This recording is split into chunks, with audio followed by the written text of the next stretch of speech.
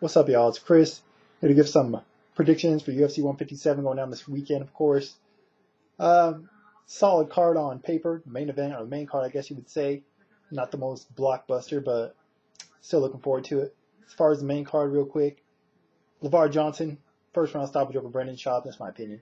Josh Koscheck by rear naked choke over Robbie Lawler. I don't even know why Lawler is fighting Koscheck, let alone at 170. He hasn't fought there in like 6 years. So Koscheck in that one. Uriah by a unanimous decision over Menjivar, I should say. Hopefully that fight will be as entertaining as it should be. You know, looking at it on paper, should be a good fight. And Lyoto Machida by unanimous decision over Dan Henderson. This is a horrible matchup stylistically for Henderson, in my opinion. He pretty much relies on that big H-bomb punch, as he calls it, that right hand. He's too flat-footed. He's been out for a long time due to injuries. Gonna have cage rust. Too slow. Machida's just too light on his feet. Just going to use his strategy. Probably Machida's just going to play it safe for the most part. Probably look like more of his early fights in the octagon. They were kind of boring, but he's going to win this by decision unless Henderson catches him, which I don't see happening. So the Dragon by decision. All right, main event.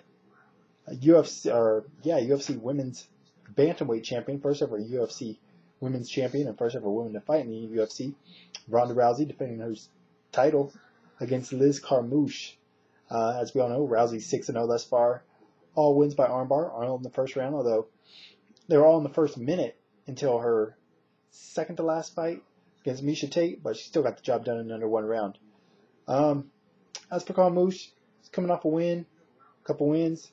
I think her one performance I remember most notably is her fight against Marloes Coenen, if I'm correct. She was winning that fight, doing really well, and then got caught. And I believe maybe an armbar. So got that working against her. She's already been tapped by one before. Anyways, I expect Rousey to win this fight. I guess the intrigue is, will she get it done in the first round? And will she get it done by armbar? Those are the things that are going to keep you interested in this event.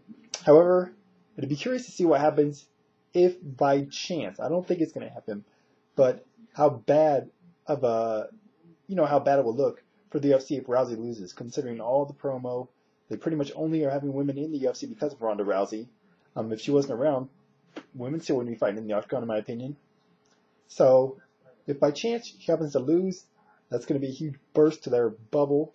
I don't think it's going to happen, but like I said, it would be pretty bad for them, considering how much promotion she's getting for this fight if she did lose. But like I said, don't think it's going to happen. I think Rousey wins this fight by submission, by armbar. Why go outside of the box, so to speak. It's pretty self-explanatory how she's going to try to win if she does. So, will she get it on the first round?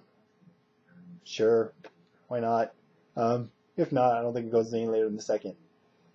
But anyways, talked about this whole event and UFC on Field 7, amongst other stuff, on this past weekend's edition of the Science Finance Radio Show. As always, links to that and everything else Science Finance related, as well as my Twitter account in the information part of the video, as always. Probably be back on Saturday night afterwards to talk about this event. But until then, want to hear your thoughts on the event? Are you excited for the Rousey fight?